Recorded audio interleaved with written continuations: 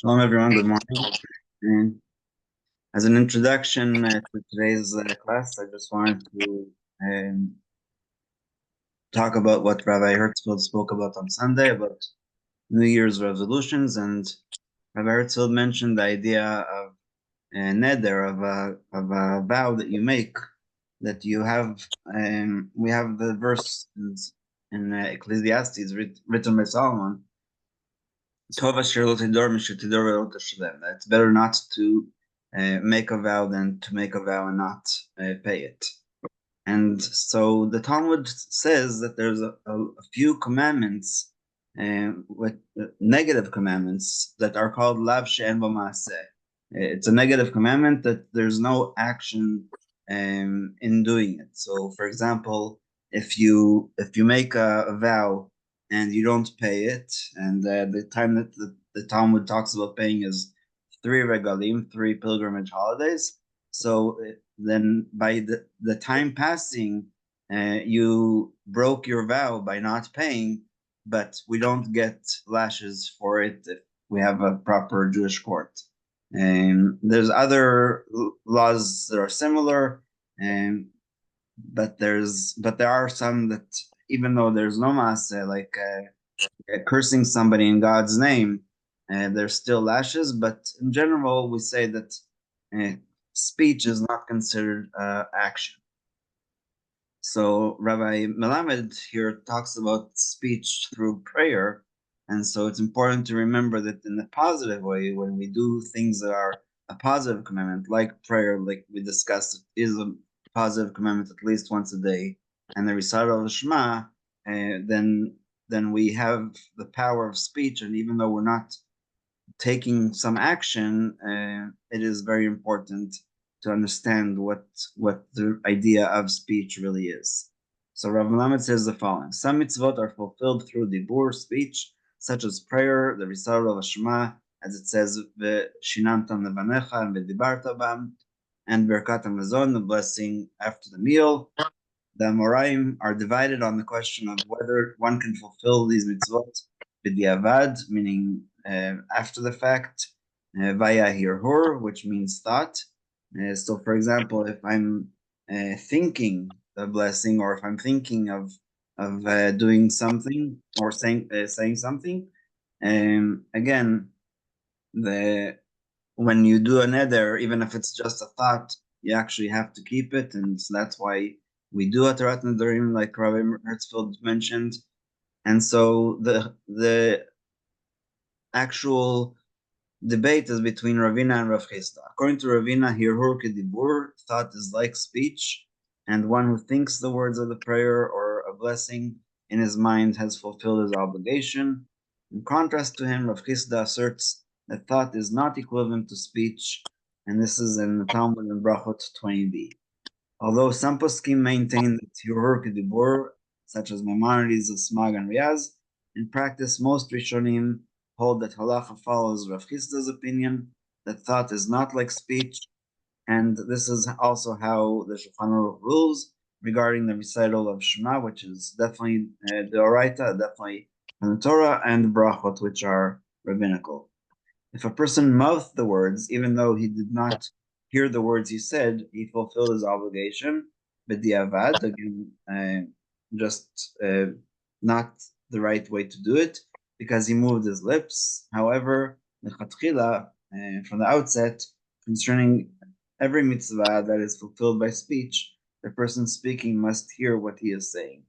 And he's going to say a little bit later in the paragraph that we are not allowed to disturb somebody else next to us. So it has to be a undertone that is loud enough for us to hear, but not to bother somebody next to us who's trying to concentrate. There are parts of prayer which are said by the whole congregation, such as the answering of Amen and the Kedusha, in which the congregation responds to the Chazan. These sections of prayer are said aloud, and of course that's why we all say Kadosh, Kadosh, Kadosh together with the Chazan, and we say the Amen for the Kaddish and Amen Yesh Merava. We must be especially careful to answer to the Kaddish out loud, because when everyone says Amen in unison, Kavod Shamayim, the respect of heaven, is magnified, and that's in Shulchan Aruch, Orach Chaim 56:1. The sages tell us that by answering Amen Yehesh Mirabah out loud, harsh decrees are erased. And I heard an amazing class last week about Parshat Vayechi, where we all know the verse Baruch Shem Kavod Malchuto L'Olam Va'ed, but in fact that verse doesn't appear anywhere in the Tanakh. It's something that Jacob responded to his sons when they said Shema Yisrael Adonai Eloheinu Adonai Echad. And so the rabbi in the class was explaining that when we say Amen Yehesh Merabah, we are actually expressing aloud Baruch Shem Kavod Malchuto, which we only say aloud on Yom Kippur. So it's basically a translation into Aramaic. Yehesh Merabah Mavarach basically means that God's honor and glory will be magnified in this world as it is in Shamayim. And when we say it out loud, we are basically confirming this belief in Hashem. Similarly, it is customary to recite the first verse of the Shema out loud in order to arouse kavanah, and that's, again, following what we said yesterday about how important our intention is.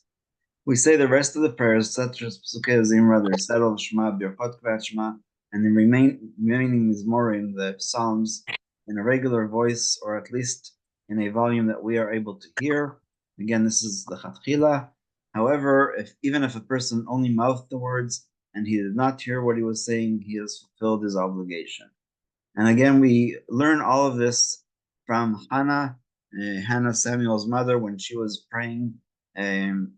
It says very specifically that only her lips were moving, but her voice was not heard.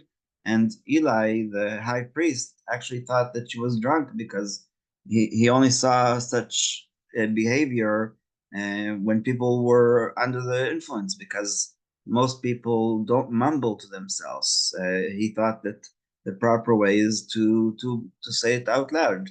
And every time that somebody brought a sacrifice, they had to do vidui, and they didn't have to say out loud what the sin is that they were bringing, but they had to say that it was chatat.